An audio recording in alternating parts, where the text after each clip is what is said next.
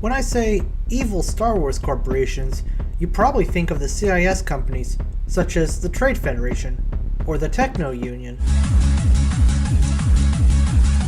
But evil corporations is not something the CIS had a monopoly over, nor the prequels for that matter.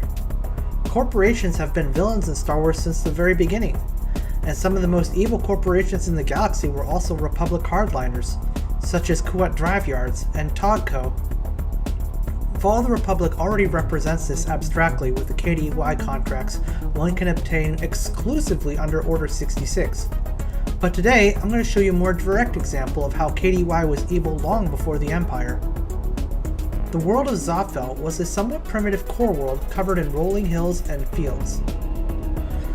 The native near-humans, called the Zafel, were a lost colony and relatively new to the galactic community at large. But on rejoining, they showed a promising aptitude for starship repair. Approached by KDY, the naive locals were swindled and coerced out of ownership of their world until Zafel was little more than an extension of the megacorporation itself. In the years that followed, rapid production choked out and polluted the world, damaging it to the point where the water and atmosphere became acidic, and the native Zafel were damaged by this on a genetic level. I won't go into the gross details, but the short version is that they were permanently disfigured and their average lifespans were halved. Under the Empire, conditions only worsened, but as the New Republic retook more and more of the galaxy, hope slowly returned to Zafel.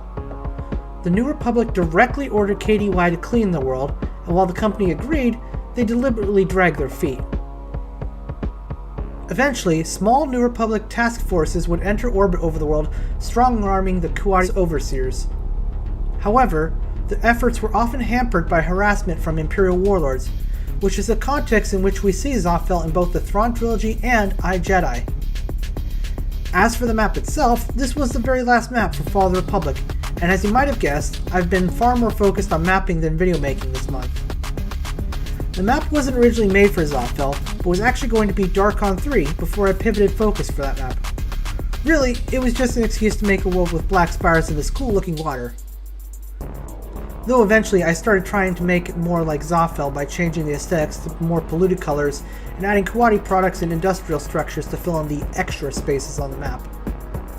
Arguably the black spires don't match Zafel's rolling hills, but something the acid did it, I don't know.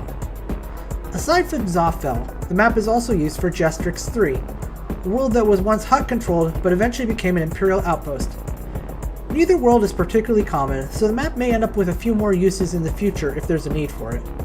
Please look forward to it.